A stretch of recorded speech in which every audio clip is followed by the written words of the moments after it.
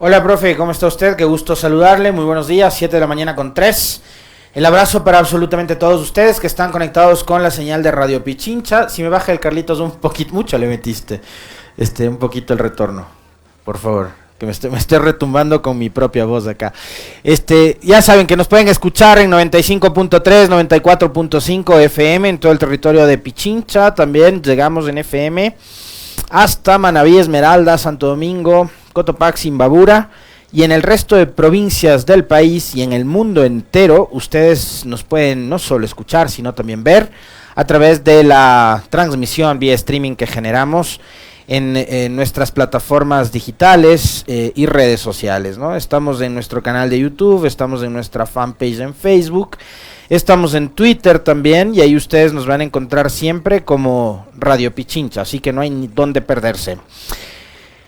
El saludo para absolutamente todos quienes están ya conectados, ya sea en YouTube, Facebook, Twitter o en FM, abrazos. Y el agradecimiento también de todos los días por ayudarnos a crecer en audiencia. Especialmente este espacio que se ha convertido ya en el preferido de las mañanas. Eso se lo debemos a ustedes también por esos compartidos en sus muros, en sus chats. Gracias, mil gracias por todo eso.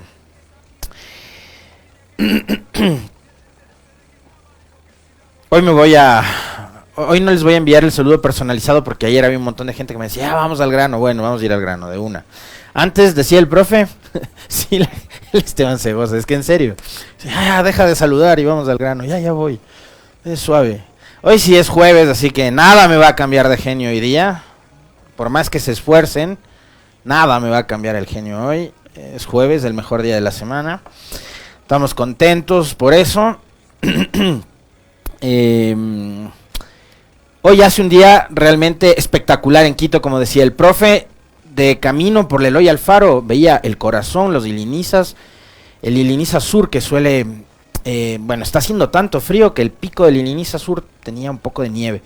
Paisaje realmente lindísimo, claro, por la Simón Bolívar, el Cayambe, la Antizana, etcétera. Realmente maravillosos las pinturas que nos regala como paisaje Quito en mañanas como hoy de verano.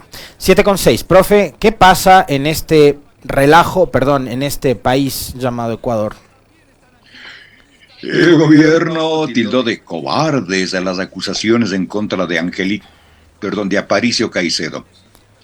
Tras los señalamientos de Elena Nájera, vocal del Consejo Nacional Electoral, que acusó a Aparicio Caicedo de supuestamente haber enviado un instructivo para calificar a los candidatos al Consejo de Participación Ciudadana, el gobierno salió en defensa del consejero presidencial y expresó su rechazo ante las malintencionadas e infundadas acusaciones. En un comunicado publicado este miércoles, el gobierno manifestó que es lamentable que figuras políticas pretendan jugar con la honorabilidad de una persona bajo la intención de favorecer sus intereses personales, efectuando afirmaciones sin argumentos o prueba alguna.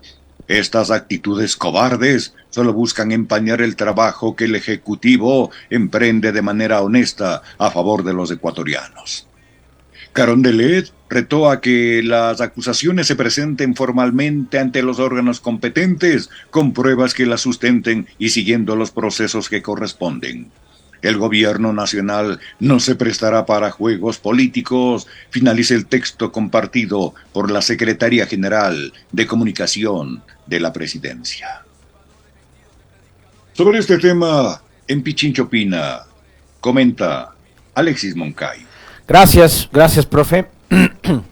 Ayer en horas de la mañana en este espacio de noticias, en la entrevista con el legislador Luis Almeida de la bancada socialcristiana, ustedes y nosotros pudimos escuchar una revelación que hiciera el asambleísta Almeida. En su momento, y se lo recordamos acá, se lo dijimos, aliado del presidente Lasso.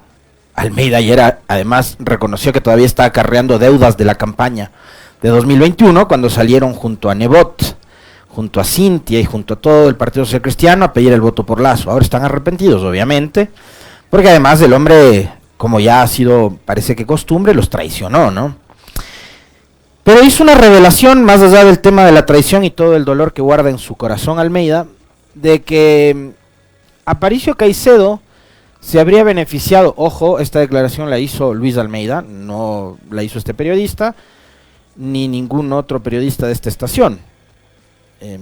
Y tendrá que sustentar también el legislador Almeida, no solo en el ámbito parlamentario, legislativo, político, sino también en el judicial, creo yo, porque esto es gravísimo, la afirmación y la denuncia que presentara acá, que como a ustedes, a mí también me escandalizó. Que el señor Aparicio Caicedo está detrás de la venta de las gasolineras de Petroecuador y que por concretar esa venta él se habría beneficiado con un monto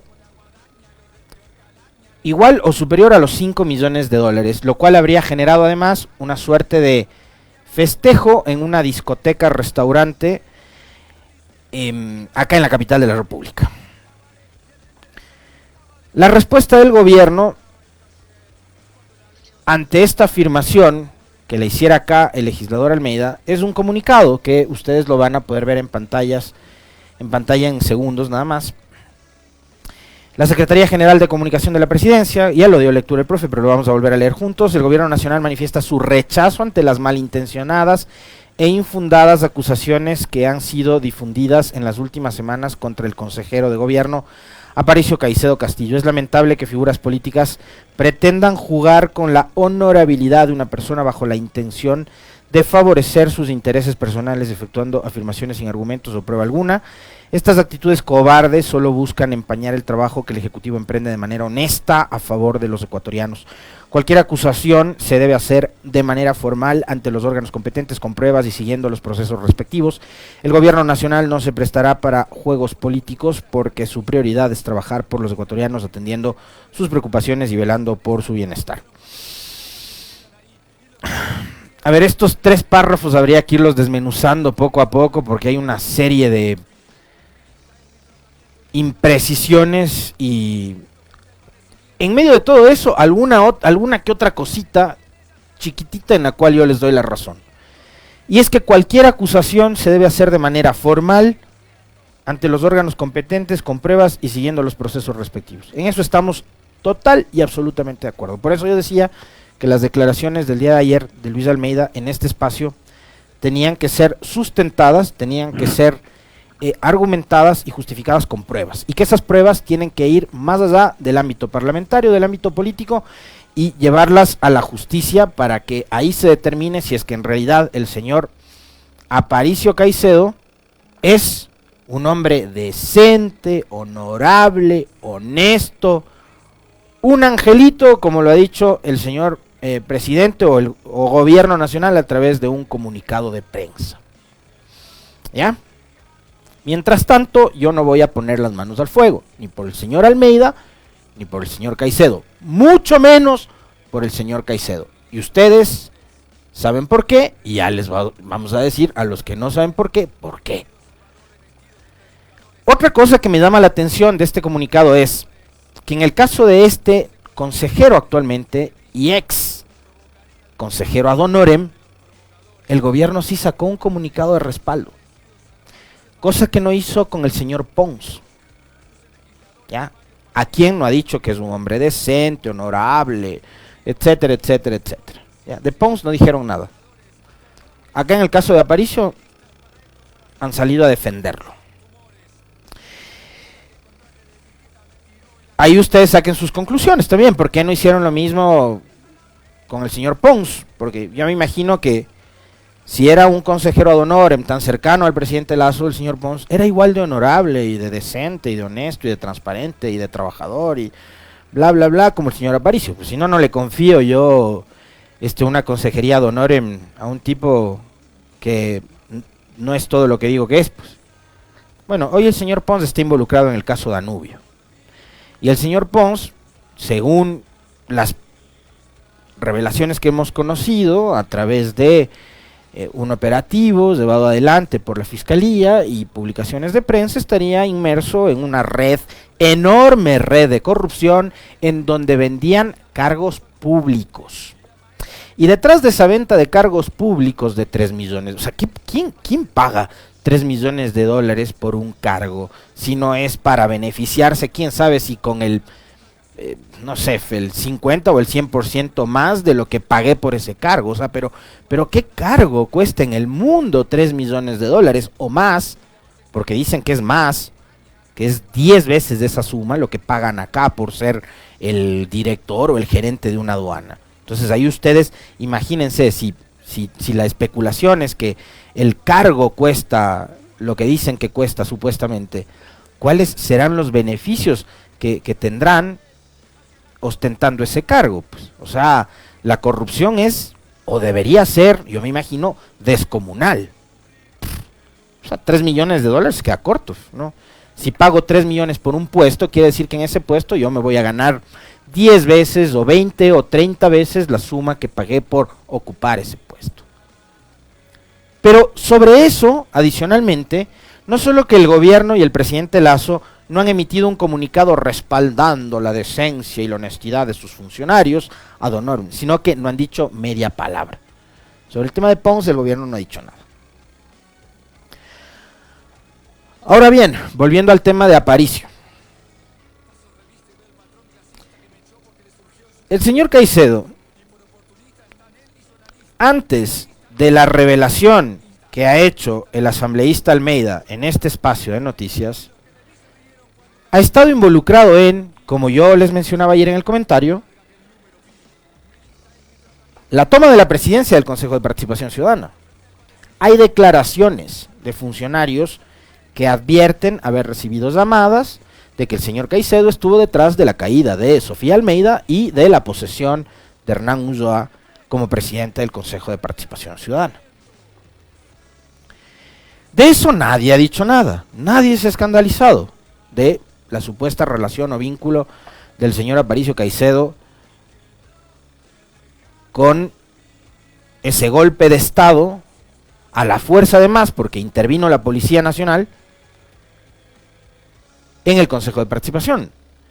Resulta que el señor Aparicio Caicedo ahora también llama al señor Raúl González, quien fue elegido superintendente de bancos de una terna que le elaboraría seguramente el señor Aparicio Caicedo, con el resto de asesores que tiene el gobierno, en el think tank de Ecuador Libre alrededor del presidente, y el presidente Lasso hicieron una lista y pusieron el nombre del señor González en una terna, y de esa terna, porque la una fue descalificada, porque la otra renuncia, el señor González es elegido como debe ser superintendente de bancos. El señor Caicedo les llama y le dice: mira, el presidente Lasso no confía en ti, no te quiere ahí, vas a ver lo que te pasa si no renuncias y te largas.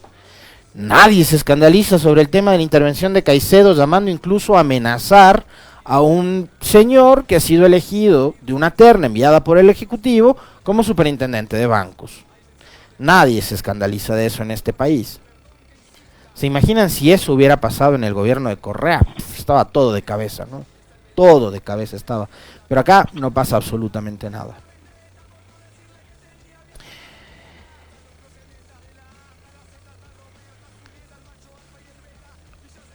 Después se revela no solo que el señor metía su cabeza, metía sus narices en el Consejo de Participación, en la Superintendencia de Bancos, a donde también ha mandado a la policía,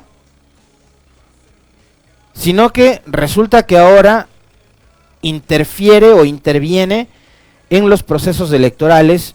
Según la consejera Elena Nájera, habría sido el señor Aparicio Caicedo el que envió un instructivo para la elección o designación de los nuevos consejeros de participación ciudadana, quienes van a tener que ser elegidos en las elecciones, valga la redundancia, de 2023, cuando vayamos a votar por prefectos, alcaldes, concejales y juntas parroquiales. En el caso de la ruralidad, también les van a dar una papeleta para elegir a los consejeros de participación ciudadana. Entonces el señor Aparicio Caicedo, preocupado como está por los temas de la super de bancos, del Consejo de Participación Ciudadana, electorales y demás, mandó un instructivo al CNE para la elección de los consejeros de participación ciudadana. ¿Y por qué? Porque claro, el Consejo de Participación Ciudadana es el organismo que, con la vigencia de la Constitución de Montecristi, es el encargado de designar o de elegir o de llevar adelante los procesos, más bien, para hablar con propiedad, porque no es que es el Consejo de Participación directamente el que elige, sino que tienen que armarse unas comisiones ciudadanas y todo un proceso de selección, las autoridades de control. Entonces es a través del Consejo de Participación Ciudadana que se eligen consejeros electorales, procurador, contralor, fiscal, superintendentes y obviamente, como ha pasado toda la vida en este país, pasó antes, pasa ahora, y si no cambiamos de mentalidad, seguirá pasando en adelante, es el poder político de turno el que quiere tomar control de la designación de autoridades. Eso ha pasado siempre, está pasando ahora también.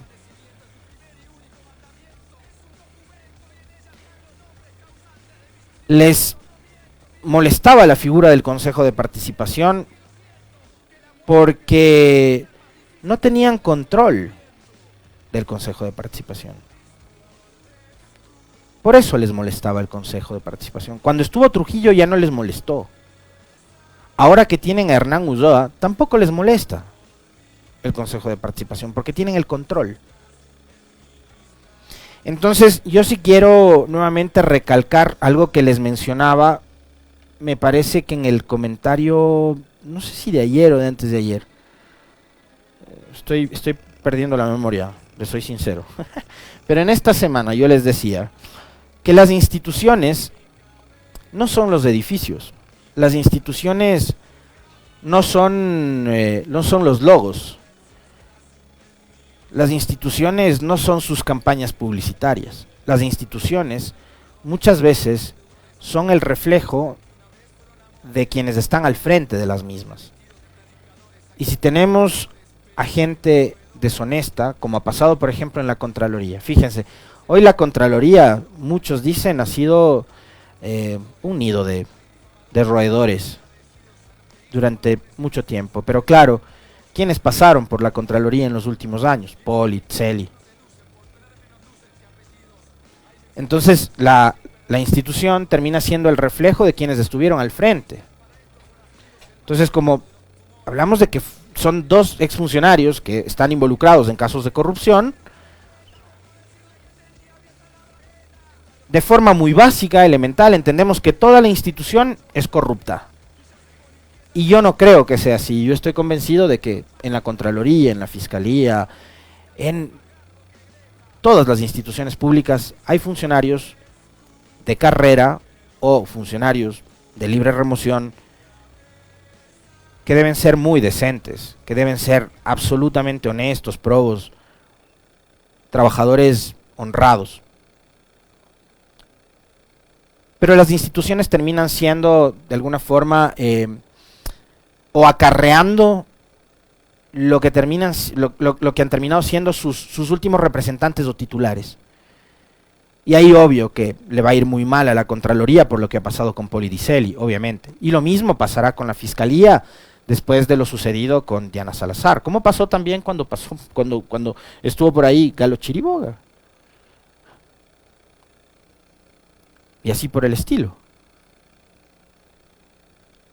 La Asamblea tiene bajos niveles de aceptación hoy, porque hay legisladores que tienen pocas luces.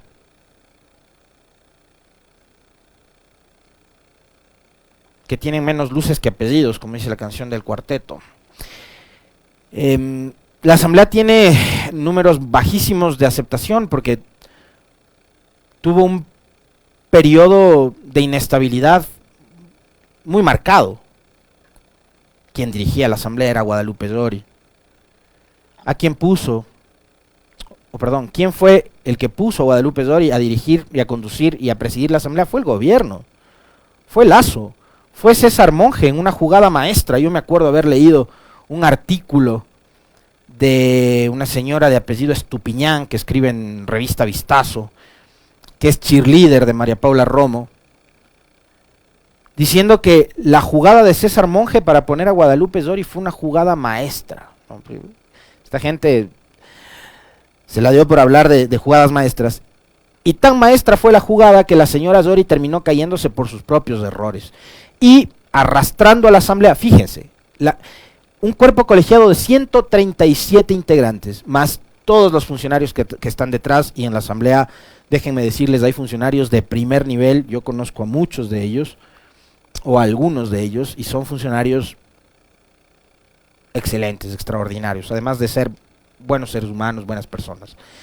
Pero una mala conducción, una mala dirección, una mala presidencia como fue la de Zori, terminó arrastrando a la asamblea a los niveles paupérrimos, bajísimos, de aceptación que tiene hoy en día la asamblea. Y le está costando, y le va a costar a este periodo legislativo recuperar un poco de credibilidad y de confianza ciudadana, indudablemente. Le va a costar.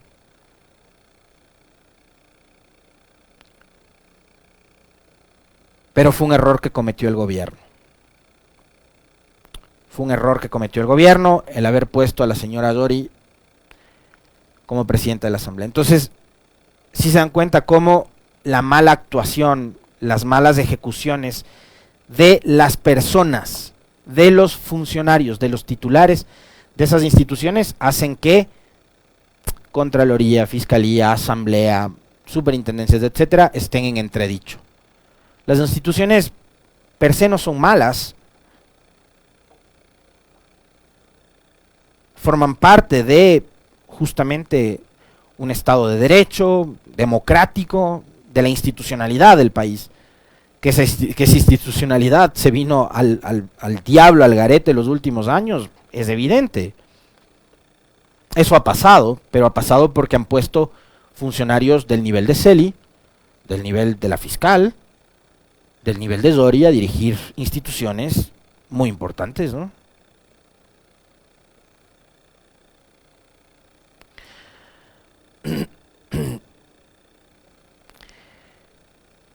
Y bueno, la institucionalidad en este país y la democracia en este país está atravesando horas bajas, no ha dejado de atravesar horas bajas durante los últimos años. Y muestra de aquello es lo que está sucediendo alrededor del caso Yunda. Tengo entendido que el exalcalde de Quito ha confirmado ya su presencia el día de mañana. Vamos a estar conversando con él sobre lo que está pasando en su caso. ¿Tenemos alguna nota referente a este tema, profe?